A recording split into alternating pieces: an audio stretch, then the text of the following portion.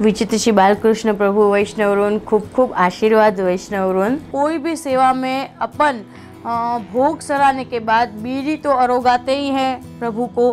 तो बीड़ी जो ठाकुर जी को अरोगाते हैं, आपके अमुक कमेंट्स में भी मैंने पढ़ा है, तो बीड़ी कैसे बनाते हैं तो वो आज के वीडियो में हम थोड़ा बहुत प्रैक्टिकली सीखेंगे वैष्णवरून।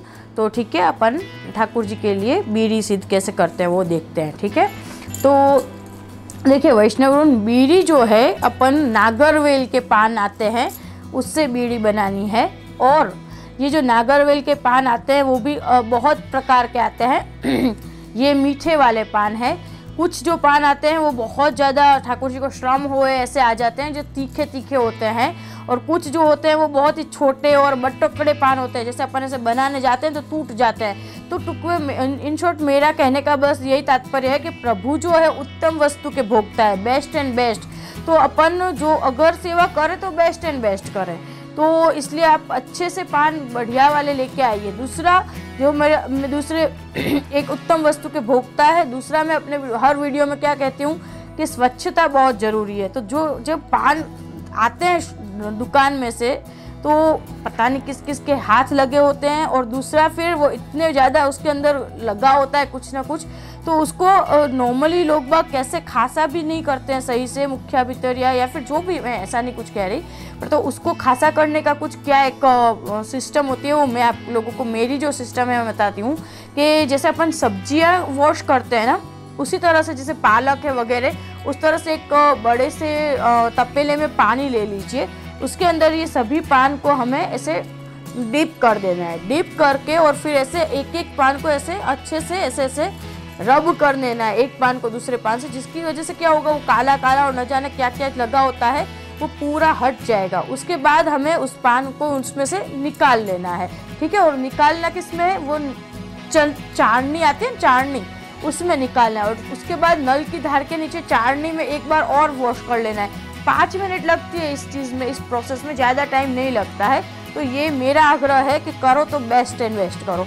उसके बाद फिर क्या है, कुछ लोग क्या करते हैं, कैंची से काटते हैं। कैंची से काटना हो तो कैंची से काट लीजिए, नहीं आता है तो। बाकी कैसे करना होता है, ये जो पान है उसको ऐसे बीच से ऐसे ऐसे कर लो, देखो ऐसे ऐसे ऐसे करके, और फिर ये जो उसकी बीच की जो है ना, वो ऐसे एकदम पूरी तरह से ऐसे एक ही झटके से निकल जाती है। और किसी से निकलते नहीं है तो फिर उसको कैंची से करना पड़ता है। अब देखो क्या है, ये जो पान है उसमें 2 तरह का प्रकार है कि एक पान लेके उसके ऊपर चूना, कई कई मंदिरों में चूना आता है, काथा और चूना, तो वो चूना आता है, वो चूना एक एक पान में ऐसे लगाते हैं। और मुझे तो ऐसा लगता है कि बाल भाव से चूना अपने ठाकुर जी को श्रम पड़ता है। तो इसलिए मैं जैसे ये बीड़ी बनाती हूँ तो बीड़ी के बीच में भरने के लिए एक स्पेशल सुपारी, बहुत सुंदर, मुझे मेरे मातृश्री ने ही सिखाई है, वो हमें भरनी है। और वो एक और वीडियो बना देंगे जिसके अंदर मैं आपको सिखाऊंगी कि बीड़ी के अंदर जो सुपारी भरते हैं वो कैसे बनाते हैं। बहुत सारी चीज़ें उसके अंदर आती है और वो पाउडर बेस में होती है, बहुत बढ़िया होती है। ठीक है, तो अब इसको क्या करना है, और उष्णकाल में आप इसके अंदर गुलकंद भी भर सकते हो, गुलकंद के साथ भी बना सकते हो। तो ये देखो ये हुआ। मैं क्या करती हूँ, देखो देख लीजिएगा ध्यान से, ये जो फर्स्ट वाली उंगली है उसको ऐसे करना है। देखो एक लेफ्ट हैंड में पकड़ा और ये फर्स्ट उंगली को ऐसे रखा, ये अंगूठा ऐसे, और देखो ऐसे पकड़ा और एक ही झटके में ऐसे, देखो यहाँ से खुला नहीं रहना चाहिए, यहाँ पे जो ये बंद होना, नहीं तो फिर सुपारी निकल जाएगी। कोई कैसे ऐसे ढीली ढप्पल बीड़ियाँ बांधते हैं, ऐसे नहीं होता है, ऐसे एकदम एक झटके से देखिए, सिंपल हो गया। अब ये ऐसे टर्न किया, ये टर्न किया और 3 बार टर्न किया, देखो ये बीड़ी हो गई सिद्ध, बराबर है। और अब देखो ये जो बीड़ी है उसको फिर वापस रखने के लिए हम क्या करते हैं, बीड़े बनाते हैं। बीड़े के अंदर 4 बीड़ियों का सेट होता है। तो वो बीड़े जो है वो बादाम के पान से बनते हैं। और बादाम के पान बिल्कुल भी मिले नहीं है अभी, तो जब मिलेंगे तो मैं बीड़े बनाना भी आप लोगों को सिखा दूंगी, ठीक है ना। देखिए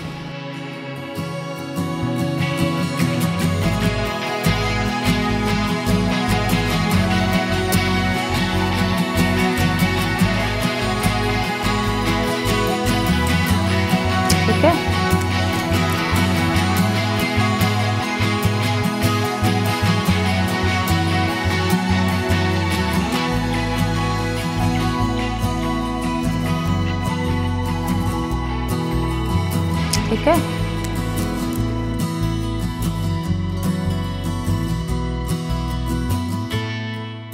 तो बीड़ी में ऐसा होता है, मंगल भोग के बंटे में 2 बीड़ी आती है, फिर मंगल भोग सड़ने के बाद वही रहती है, श्रृंगार में भी वही रहती है। श्रृंगार के बाद राजभोग के टाइम पे बीड़ी का बंटा हट जाता है वैष्णववृन।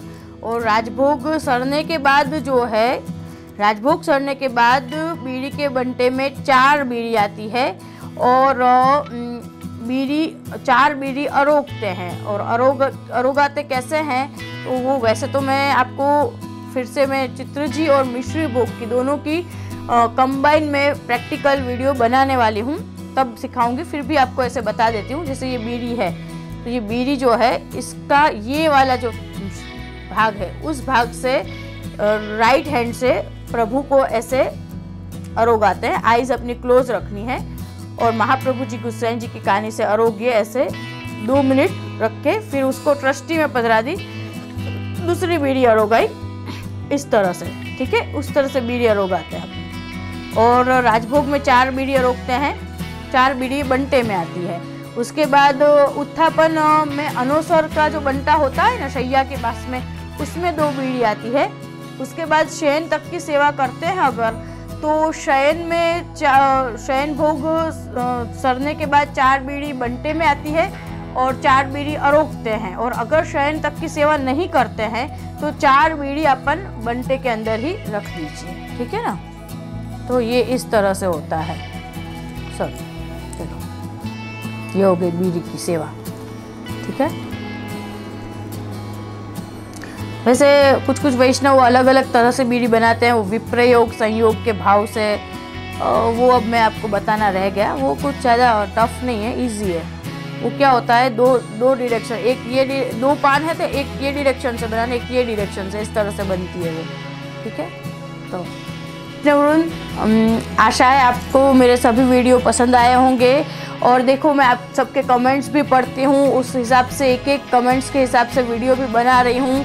तो आप मेरे चैनल को सब्सक्राइब कीजिए, मेरे चैनल सभी वीडियो देखिए और आप खुद तो लाभ लीजिए ही, आपके जो भी और जिज्ञासु और भगवदीय वैष्णव हो जिनको ये सब सीखने की जिज्ञासा हो, उन सभी को एक एक को आप शेयर कीजिए वीडियोस, ठीक है।